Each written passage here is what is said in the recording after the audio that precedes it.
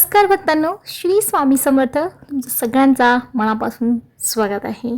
तर गुरुपुष्य अमृत या दुर्मिळ योगावरती आता हा योग काय आहे थोडक्यात माहिती जाणून घेऊया. नेमकी या दिवशी कोणती आपल्याला सेवा करायची आहे. बघा, गुरुपुष्य अमृत योगावरती चांदीचे जे निरांजन आहे त्याची सेवा 1 ते 12 वातीची सेवा तुम्हाला माहिती असेल. हा सेवा कसं करायचं, कोणी करायचं, कोणत्या वेळी करायचं आणि या सेवेचं महत्त्व काय, या सगळ्या गोष्टी मी डिटेलमध्ये सर्व माहिती तुमच्यासोबत शेअर करणार आहे. पूर्ण शेवटपर्यंत व्हिडिओ नक्की बघा, तुम्हाला नक्कीच याचा खूप फायदा होणार आहे. कोणता मंत्र म्हणायचा आहे, कोणत्या वेळी करायचा आहे, कोणी करायचं आहे आणि या दरम्यान जर आपल्याला या सेवेमध्ये आपली जर मासिक पाळीचा प्रॉब्लेम आला तेव्हा काय करायचं, या सर्व माहिती मी तुमच्यासोबत शेअर करणार आहे. चला व्हिडिओला सुरुवात करूया.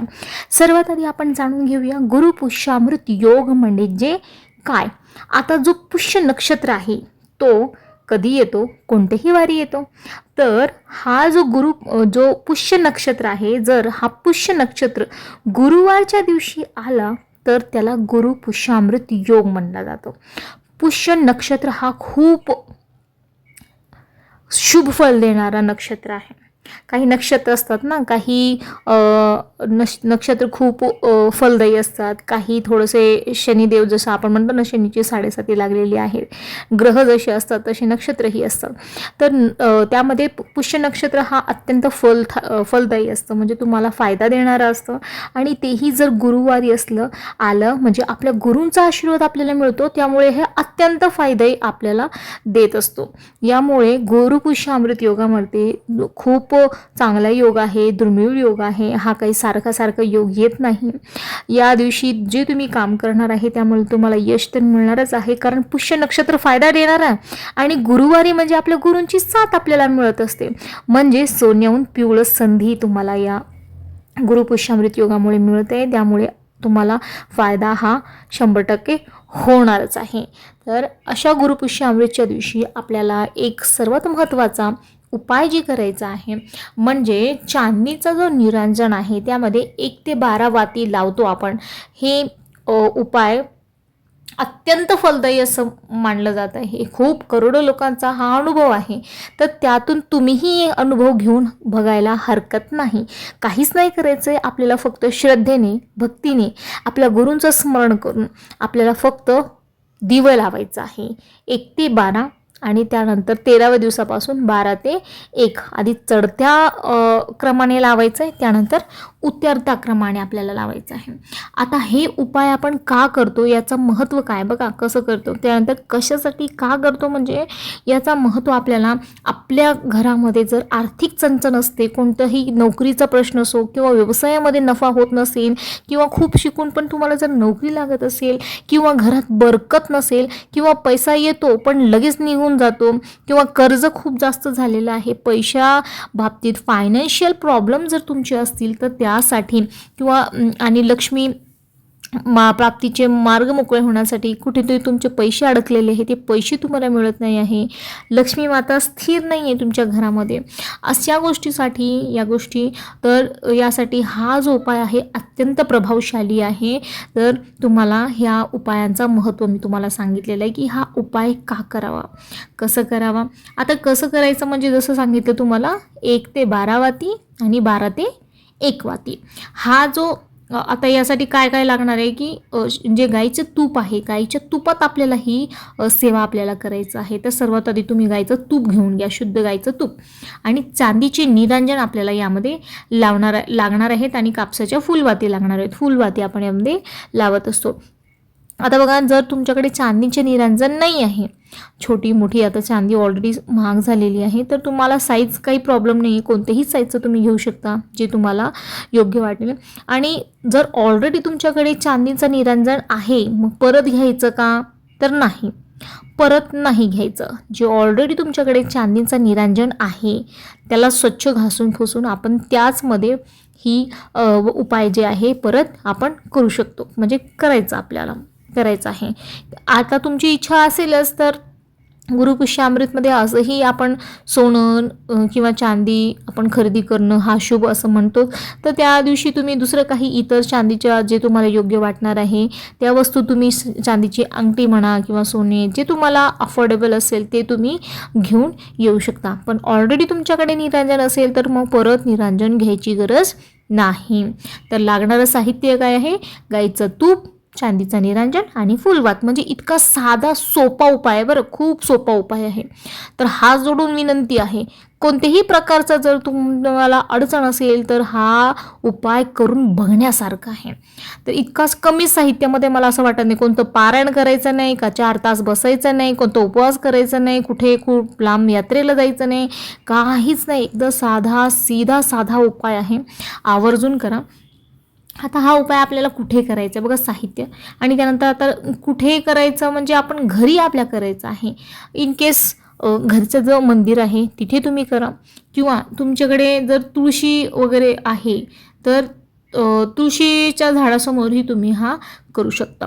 कुठे करायचं? आपल्या घरातच करायचं आहे आपण, म्हणजे आपल्या घराच्या मंदिरात किंवा तुळशीसमोर पण तुम्ही हा उपाय करू शकता. कधी करायचा? तर सकाळ करायचा का संध्याकाळी करायचा का दुपारी करायचा? तर हा जो उपाय आहे तो रोज आपल्याला प्रदोष काळातच आपल्याला करायचा असतं. प्रदोष काळ म्हणजे काय? प्रदोष काळ म्हणजे सूर्यास्ताच्या 45 मिनटं आधी आणि सूर्यास्ताच्या 45 मिनटं नंतर, याला प्रदोष काळ आपण म्हणतो. आता सध्या जर बघायला गेलं तर आपण 5:30 किंवा 6 वाजता, 6 ते 6:30 तुम्ही जेव्हा दिवा लावत असतो 6:30. आता मी तर रोज जेव्हा स्वामींची आरती चालू होते संध्याकाळी 6:30 वाजता त्यावेळेलाच मी दिवे लावत असते. ज्या वेळेला स्वामींच्या दरबारात दिवे प्रज्वलित होतात त्याच वेळेला मी माझ्या घरीही दिवे लावते. तर त्यावेळीसुद्धा तुम्ही हा उपाय जे आहे ते करू शकता. म्हणजे फक्त आपल्याला दिवा लावायचा आहे. आता हा कसं करायचं म्हणजे जे चांदीचं निरंजन आहे त्यामध्ये आपल्याला जसं पहिला दिवस आहे, उद्या गुरुपुष्यामृत जेव्हाही असणार आहे तर त्या दिवशी पहिला दिवस असणार आहे.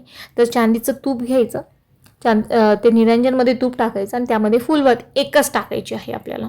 दुसऱ्या दिवशी 2 फुलवात निरंजन घ्यायचं, त्याच्यामध्ये तूप टाकायचं, 2 फुलवात त्याच्यामध्ये टाकायची. तिसऱ्या दिवशी 3, चौथ्या दिवशी 4, 5, 6 असं 1 ते 12 करायचं आहे. मग 12 संपले, 12व्या दिवशी 12 वात लावली तुम्ही. मग 13व्या दिवशी काय करायचं? तो उतरता घ्यायचा. मग 13व्या दिवशी परत 11 लावायचं, कारण 12पर्यंत गेलेलं आहे ना तुम्ही. घ्यायची 11, 10, 12 डबल नाही करायचं. 1 ते 12 केलं, 12च्या नंतर परत 11, 10, 9, 8, 7, 6, 5, 4, 3, 2, 1 असं. म्हणजे टोटल हा पूर्ण जो दिवस लागणार आहे ते 12 ते 12 24, पण एक दिवस कमी करतो आपण कारण 12 एकदाच घेतो. टोटल 23 दिवसांची ही सेवा आहे आपली. आता यामध्ये जेव्हा आपण दिवा लावत असतो त्यावेळेला आपल्याला सतत असं नाही आपण कोणाला तरी ओरडत बोलतंय असं नाही, आपल्याला मंत्रजाप करायचा आहे. ओम श्री महालक्ष्मी नमः, ओम श्री महालक्ष्मी नमः. आईचा नाव आपल्याला स्मरण करत करत आपल्याला हा पूर्ण कृती करायची आहे. किंवा तुम्ही मंत्र दिवे वगैरे लावलं तर त्यानंतर तुम्ही 108 माळा, ज्याची त्याची इच्छा असते, भावना असते, श्रद्धा असते, तुम्ही ओम श्री महालक्ष्मी नमः म्हणून 108 वेळा ही याचा जप करू शकता. ओम नमो भगवते वासुदेवाय म्हणून याचा 108 वेळा जप करू शकता. बघा, आपण जितका प्रयत्न करणार आहे, जितकं श्रद्धेने भावनेने आपण त्यांना पूजणार आहे तितका फळ आपल्याला लवकरात लवकर आणि जास्त मिळणार आहे. तर अशा आपल्याला ओम श्री महालक्ष्मी नमः असं याचा मंत्रजाप करत करत आपल्याला हा पूर्ण जे क्रम आहे तो करायचा आहे. यामुळे आपल्या घरामध्ये अखंड लक्ष्मी वास करत असणार आहे. आपले जे काही पैशाचे रिलेटेड प्रॉब्लेम आहे तो लवकरात लवकर दूर होणार आहे. आता प्रश्न सर्वात गंभीर राहिला, आता हे सर्व पूजा पाठ पुरुष करत नाही. या पूर्ण संसारामध्ये म्हणजे 100 पैकी फक्त 1% पुरुष वर्ग असं असतील जे एवढे सगळे काही उपाय पूजा पाठ व्रत वगैरे करत असतील. 99% लेडीजच करत असतात, पुरुष करत नाही. आता लेडीजचा प्रॉब्लेम असतो मासिक पाळीचा. मग आता समजा जर मी ही सेवा चालू केलेली आहे आणि मध्येच मला जर मासिक पाळी आली तर त्या दरम्यान मी काय करावा? तर त्या दरम्यान तुम्हाला 2 उपाय सांगते मी. 2 सोल्युशन सांगते याचे, की बघा तुमच्या घरामध्ये जर कोणी, याला काय उपवास वगैरे करायची नाही, याला काय पारायण करायचं नाही, कोणताच प्रकारचा नियम नाही याला. तर याला आपल्याला काय करायचं आहे, की तुम्ही तुमच्या घरामध्ये जर कोणीतरी सदस्य असतील तर त्यांना सांगा की बाबा आजच्या दिवशी तुम्ही दिवा लावून द्या. तुमची मुलगी असेल, तुमचे मिस्टर असतील, कोणी असेल सदस्य, इतर सदस्य, त्यांना तुम्ही सांगू शकता की बाबा ही जी मी रोज करते ह्याला खंड नाही करायचं आपल्याला, तर तू कर बाबा, आजच्या दिवशी तुम्ही करा, म्हणून त्यांना तुम्ही सोपून द्या. दुसरं की जर कोणीच नसेल, तुम्ही एकटेच आहे, मग काय करायचं, ते दिवस वगळायचं आपल्याला. समजा तुमचं एक 5 दिवस झालेले आहे, ऑलरेडी 5 किंवा 10 दिवस झालेले आहे तुमचे, 11व्या दिवशी आला तुम्हाला प्रॉब्लेम, मग काय करायचं, 4-5 दिवस ते सोडून टाकायचे, 5 दिवस, मग 6व्या दिवसापासून तुमचे ऑलरेडी 10 झाले होते, मग पुढची गिनती काय, 11-12 अशी वात आपल्याला लावायची आहे.